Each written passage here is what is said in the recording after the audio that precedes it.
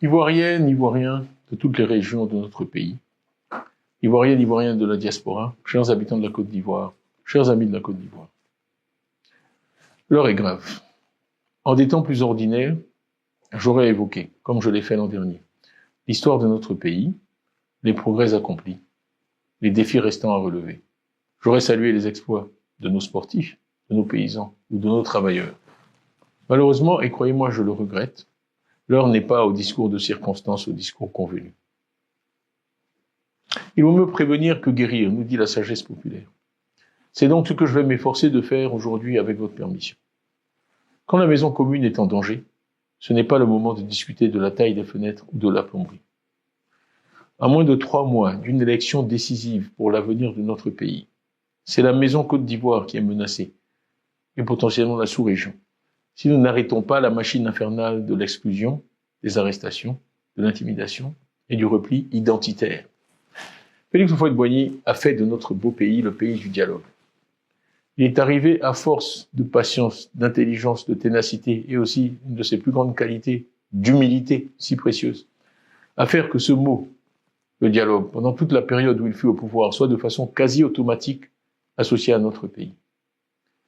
Le dialogue et la paix, mots bénis entre tous. Que ce soit pour des sujets internationaux, aussi complexes que le conflit du Moyen-Orient, ou plus près de nous, la discrimination raciale contre nos frères noirs en Afrique du Sud, ou même certaines de nos difficultés internes, il a toujours prôné une seule et même solution, le dialogue, ajoutant que le dialogue était l'arme des forts, qu'il fallait éviter les conflits, qui étaient inutiles, puisque, quoi qu'il arrive, à la fin de chaque conflit, il y a toujours un moment où l'on doit s'asseoir et discuter. Je veux donc m'adresser ce soir à ceux qui aujourd'hui emprisonnent, bafouent les libertés fondamentales, enlèvent en pleine ville des jeunes Ivoiriennes et des jeunes Ivoiriens, qui ont fait du mot Sébroco un nom craint des Ivoiriens. Arrêtez, arrêtez, arrêtez. Les Ivoiriens n'en peuvent plus. Ils vous supplient par ma modeste voix d'entendre la voix de la raison.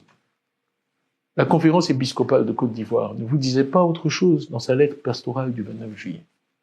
Elle dénonçait, et je la cite, l'amateurisme de l'administration électorale, la fraude, la corruption, les violences multiformes.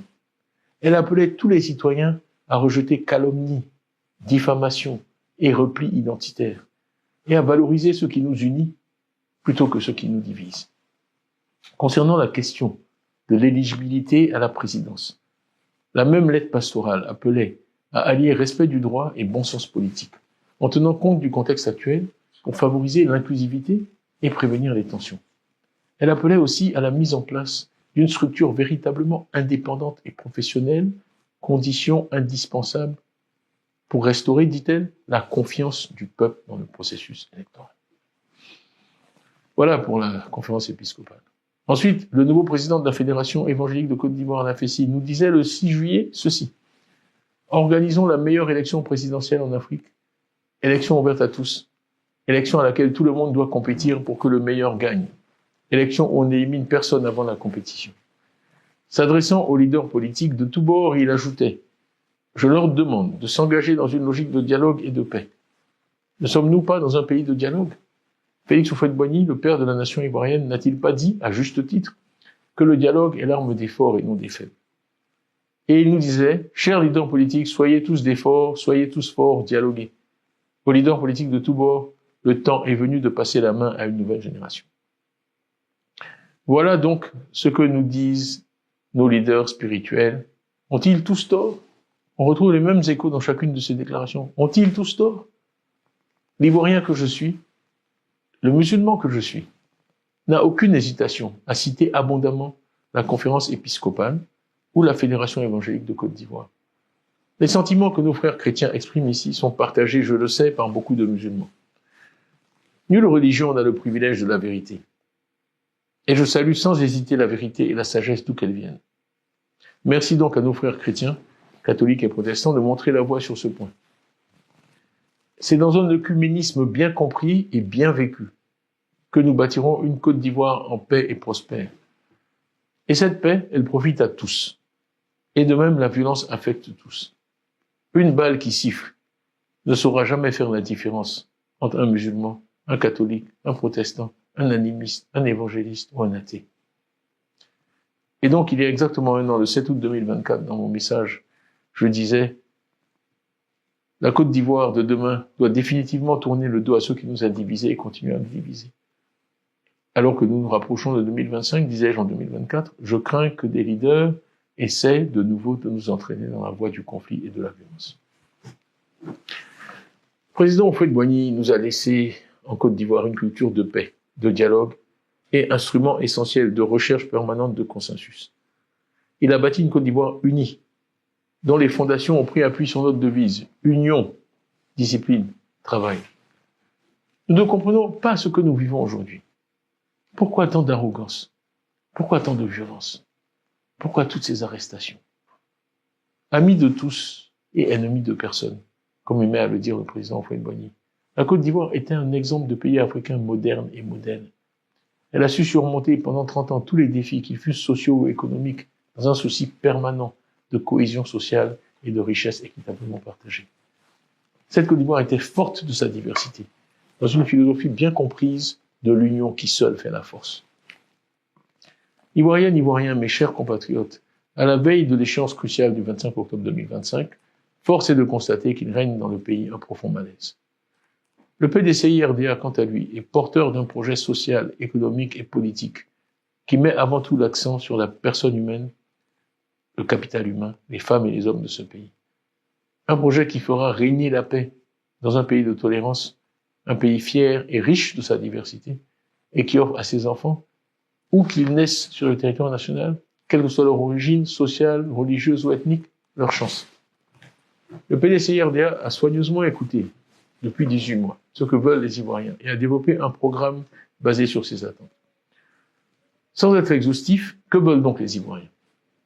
En cette année 2025, la première chose qu'ils désirent, c'est le changement, l'alternance, mais sans violence. Le changement, l'alternance, mais sans violence. Un auteur a dit, savoir comprendre quand il faut partir, c'est de la sagesse. Être capable de le faire, c'est du courage. Pouvoir partir la tête haute, c'est de la dignité. Nous avons aussi été à l'écoute des jeunes. Avant tout, ils ne veulent plus vivre dans la hantise du chômage. Un véritable fléau pour eux. Ils rejettent formellement un système moralement corrompu et en déclin. Ils veulent un débat ouvert, sans crainte d'arrestation, et des élections où ils auront un véritable choix. Ils veulent se donner le droit et les moyens de déterminer leur propre avenir en choisissant des responsables intègres et qui prêchent par l'exemple.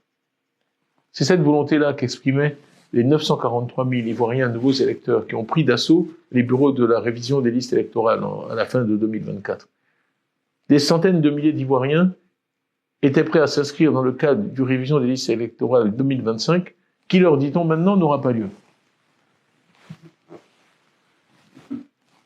Pour la majorité de notre population, les femmes, quant à elles, elles attendent un pacte social nouveau qui leur offre l'opportunité d'une participation plus active à la dynamique économique de notre pays, qui assure la santé et l'éducation de leurs enfants et leur donne les moyens d'une véritable indépendance, d'une véritable autonomie financière et juridique, seule garantie de leur dignité. Quant aux petites et moyennes entreprises, les PME, mais aussi et surtout le secteur informel auquel je tiens beaucoup, qui est l'essentiel de notre économie, ils espèrent un cadre nouveau, sans corruption, sans administration tatillonne, sans tracasserie administrative, et une économie pilotée par des entrepreneurs nationaux ivoiriens à succès. Nos paysans, quant à eux, ne veulent plus supporter des impôts et des taxes élevés sans en ressentir les bénéfices dans leur quotidien. Nos fonctionnaires attendent de l'État de meilleures conditions de travail, un profil de carrière clairement déterminé et des opportunités. Pas des mesures salariales ponctuelles à l'approche de chaque élection. Les opérateurs étrangers, quant à eux, seront toujours les bienvenus, bien sûr. Ils prennent une part essentielle à notre développement. Mais ils veulent une économie sans corruption et une justice impartiale pour qu'ils puissent investir en toute quiétude et sérénité. Nos magistrats, essentiels au bon fonctionnement de la société et de l'économie, ont besoin de liberté sans interférence du pouvoir en place pour dire le droit et faire que le citoyen ivoirien sente ses droits, tous ses droits protégés. Une personne que je connais dit souvent que dans un bon système juridique, on doit pouvoir porter plainte contre le fils du président de la République et gagner. Nos forces de l'ordre, garantes de notre sécurité, veulent jouer leur rôle de manière républicaine, sans parti pris politique et veiller à l'intérêt général. Donc, les Ivoiriens, dans leur ensemble, veulent la méritocratie. Ils veulent la responsabilisation à tous les niveaux dans la gestion de la chose publique. Ils veulent aussi, il faut le dire, la fin du rattrapage ethnique et veulent l'égalité des chances, ce qui est beaucoup plus juste. C'est-à-dire investir là où il y a une inégalité, une situation défavorable, sans considération ethnique ou tribale. Enfin, ils veulent une constitution qui, sur le modèle américain, ne changera pas tous les 2 ans. On pourra connaître des amendements, mais ne changera pas tous les 2 ans. La limite de 2 mandats, quant à elle, sera exprimée comme une limite portant sur la vie d'un être humain de la naissance à la mort, de sorte que nous ne vivions plus jamais de 3e ni de 4e mandat d'une même personne, quelles que soient ses qualités. Force doit rester à la Constitution. La diaspora, quant à elle, veut voir ses droits, et en particulier sa nationalité ivoirienne, sécurisée et non plus remise en cause de façon arbitraire, pour pouvoir contribuer par ses talents et ses ressources financières, comme elle le fait déjà, au développement de notre pays. Tout cela, le PDCI-RDA et moi, son président, nous vous l'apporterons. Ivoiriennes, Ivoiriens, mes chers compatriotes, tous les Ivoiriens aspirent à la paix. Ils ne veulent plus vivre dans la peur. La Constitution, loi fondamentale de notre pays, garantit à l'opposition et à tous les partis politiques la liberté d'expression et d'action. Le gouvernement, quant à lui, est là pour faciliter l'exercice de ses droits et non pour l'empêcher.